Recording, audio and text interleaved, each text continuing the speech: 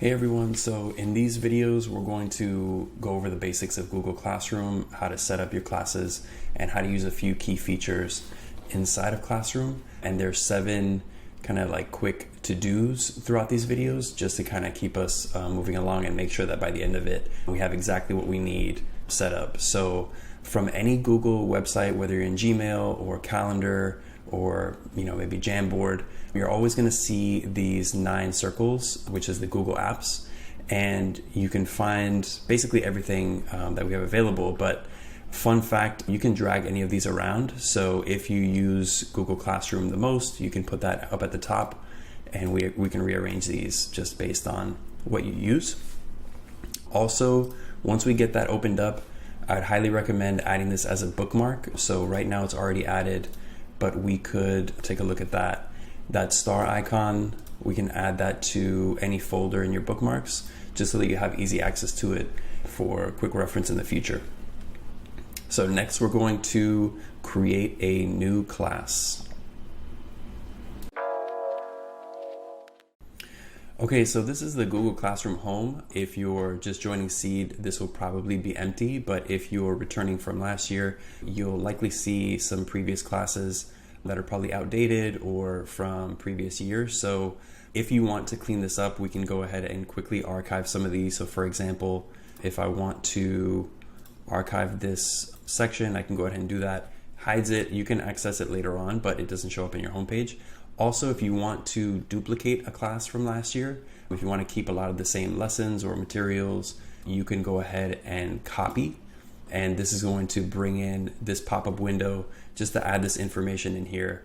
Keep in mind, this will bring in everything from that previous class. So you might want to bring it, or you might want to start fresh. So we're going to create a brand new class from scratch. So in this plus button at the top, we're going to select create class. And here we have a few things that we want to fill in. So class name, this is going to be, let's say, Introduction to Technology. Next, we have sections. So if we're on an A day or a B day, if you're in high school, or if middle school, if you have different sections, we can just say section B. Subject, we'll just put technology, but if you have a department, you'd put that there. And then room number, very important now that we're back in the building, we can put the room number there as well. So once we do that, that's it to create a brand new class, and then it'll take a few moments, and then we'll go to that home screen.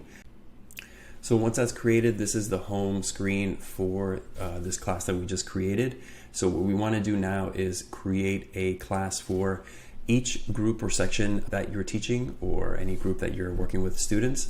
We do want to keep them separate. That's going to be a lot more helpful when we get into grading or managing differences in lessons or materials that'll pop up. So for each section, there should be an independent class created.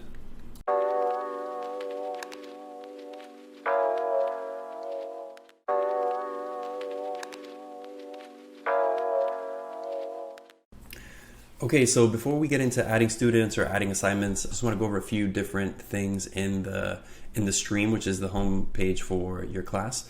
First thing you might want to do is, if you notice there's this background that was created automatically, probably because the title has technology in it, but it's helpful to change this up and personalize it. You can use personal images or images of previous classes. Google has their own set of templates here that are just like quick illustrations. So maybe I want to change that to here. And then also different ones by subject that you could kind of browse through. That helps to personalize that background. And then also if you want to upload a photo, you can just kind of drag it into here and it'll automatically resize. Or if you want to grab a photo from the internet or from somewhere else. The next thing is the stream. So we could customize this. We're going to get into settings up here, the last bit, but anytime we post assignments, they'll show up here automatically. You can decide to turn that off, but you can make announcements that go out to your class.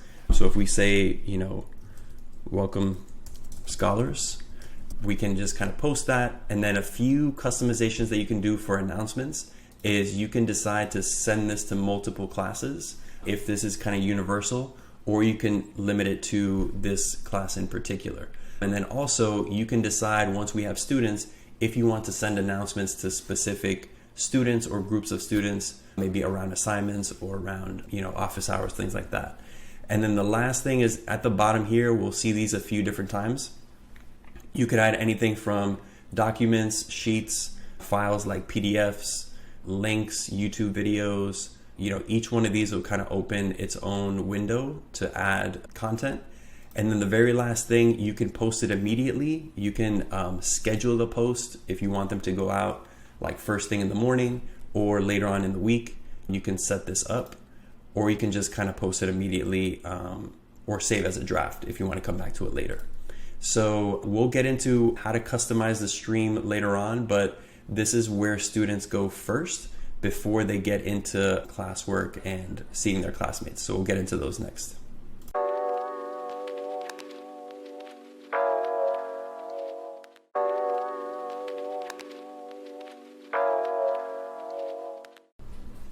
All right, so now that we went through a little bit about the homepage and the stream, we're going to get into classwork. And keep in mind, if you have upcoming assignments due for students, they'll show up in this left window here in upcoming, so that students have quick access to what to do next. So if we go to classwork, this is going to be empty. So we're going to go over a few things to keep in mind with classwork. If you go to create, when we use assignment, this is the most adaptable option. So if you have something, if you're not quite like breaking it down by quizzes or questions or materials, you can just default to assignment and add a few things in here. So every assignment's gonna have a title, so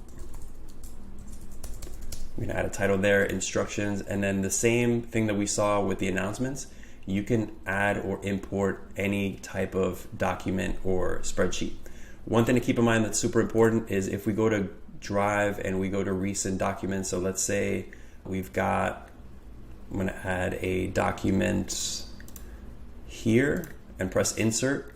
There's a few different options you can have from the student perspective. So they can just be able to view the file without being able to edit it. The students can edit it all together. So if it's a collaborative activity, or if you want to make a copy for each student, this is the one that I've used the most, because they can then open that document automatically without having to make a copy, and then they can turn in that same document in the assignment. So if we set make a copy for each student, you do have to do that manually for each assignment, which is could be a little annoying.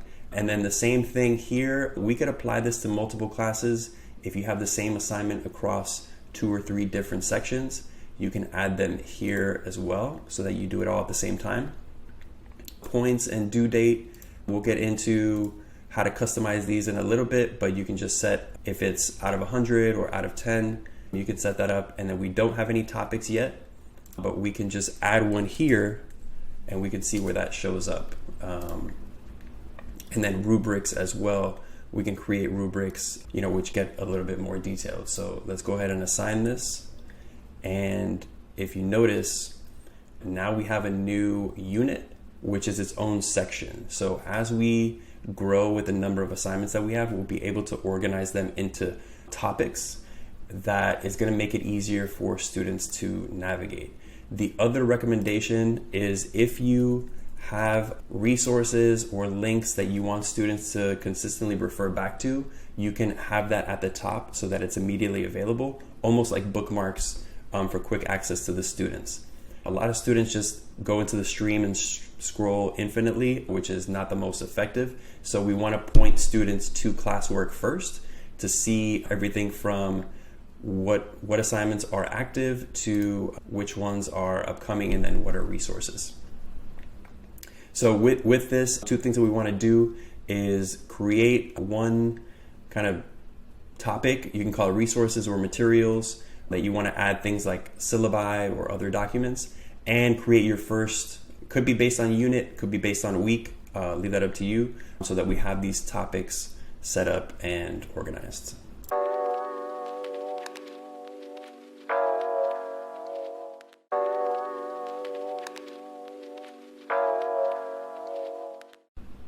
So we're still in classwork. What we're going to do now is add a material. So going to the same create button and clicking on material. This basically means that the students are having access to a document or to a link, but they're not turning in an assignment or not kind of doing anything active.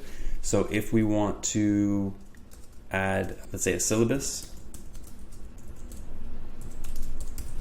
we'll do that there. And then I'm going to go to Drive and see if it shows up in search.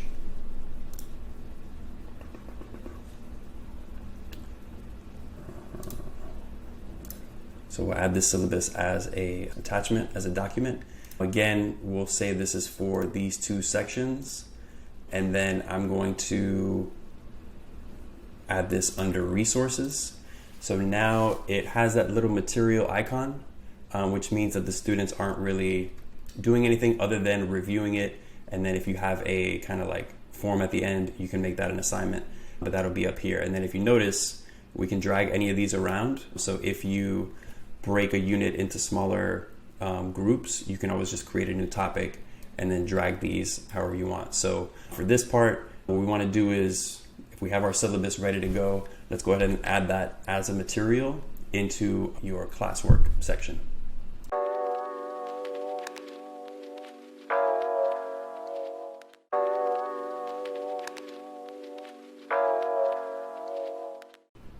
So for the last part of the classwork page, there's a few links up in here at the top, one link for Google Calendar and one for the class drive. So let's take a look at what those are.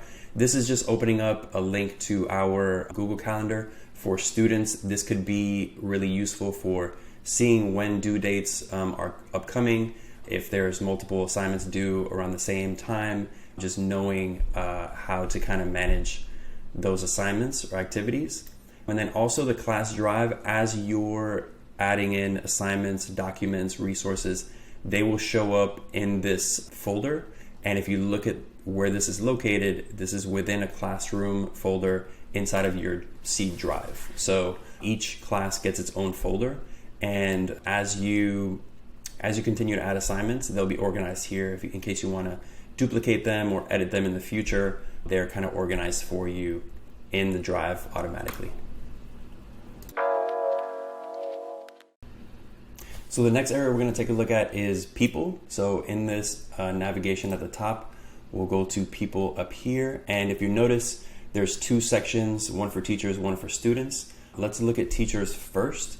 So you'll probably, based on our to-dos, probably recommended that you're adding SLCs, adding admins. If you're collaborating with other teachers, you're adding them here as well. So if you just start typing, this is automatically connected to our Seed, contacts and staff, and we can go ahead and add them here, and they'll show up in your teacher section. This basically means that anybody listed as teachers has access to student information, grades, where students are on assignments, if there's assignments that are missing, basically all the privileges that you have as the teacher.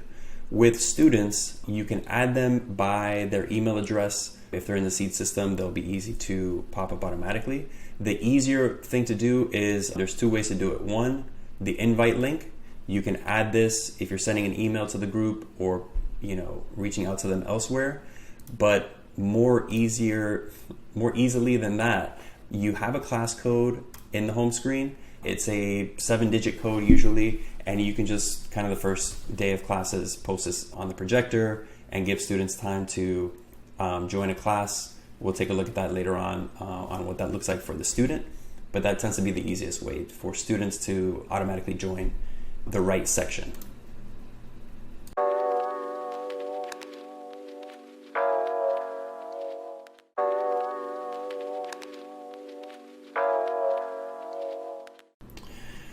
So the next section we're going to take a look at is grades. So here you notice there's nothing in here yet, but as you populate your assignments and starting to get students returning assignments, they'll show up in here. And if we go to a previous class, a couple things to note, that in the columns, each column is a different assignment, and then you can look at student averages all the way to the left, and then you can look at student performance across each individual assignment.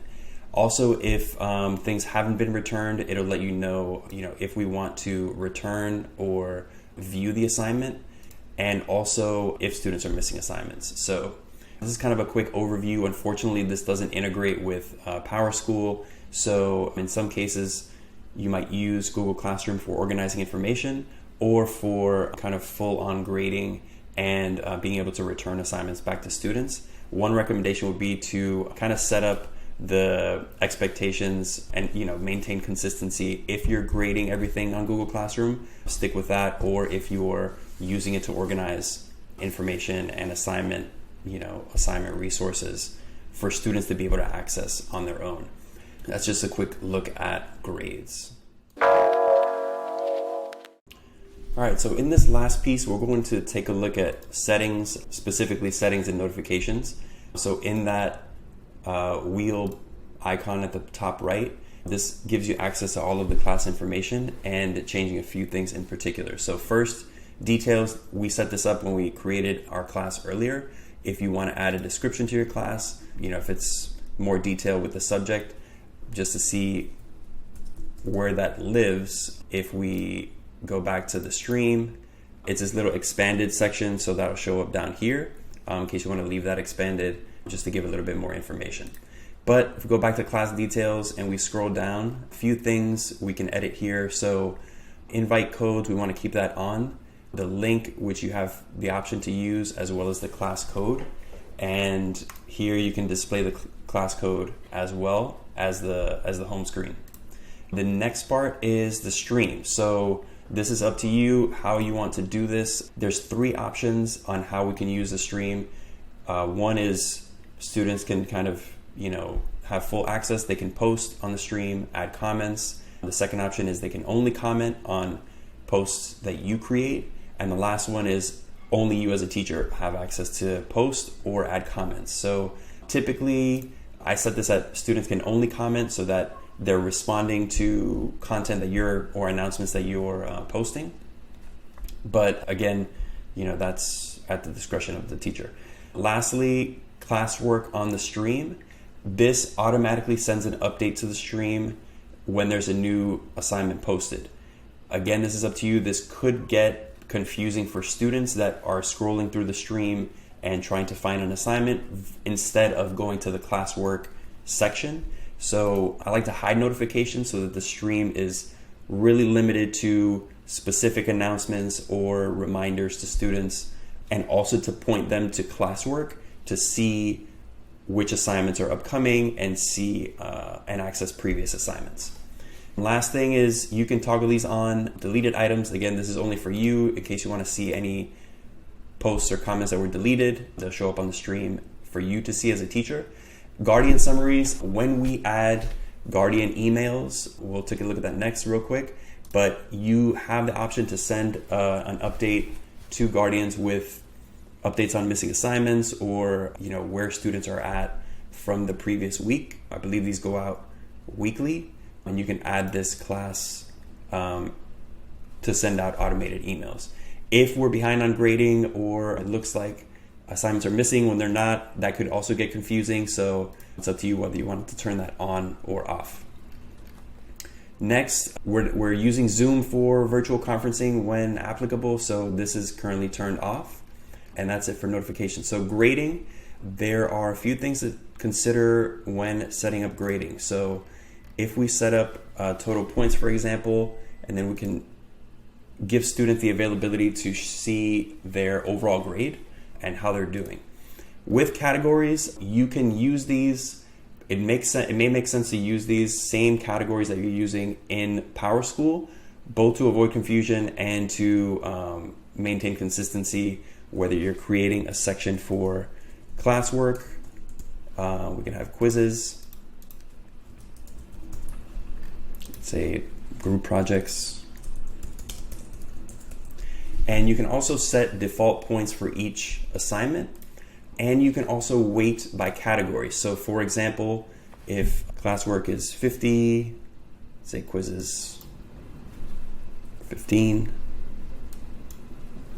group 10, and we'll say participation 25. Make sure it adds up to 100, otherwise it won't let you save it. Another reminder, if you're using categories for PowerSchool, you probably want to keep them consistent here. You can also add categories to tag assignments if you want to get more specific, but at the minimum, if you are using these for grading in Google Classroom, you want to keep them consistent with PowerSchool. And then if we save that and we go back to classwork and create a new assignment, you'll notice that for categories, all the categories that we created are now available in our categories section for creating a new assignment. And then the same thing goes for topics. The 2 topics that we created, this list will get longer as the quarter or year goes by. So you want to quickly categorize these assignments in the right place so that they're easier to find for students.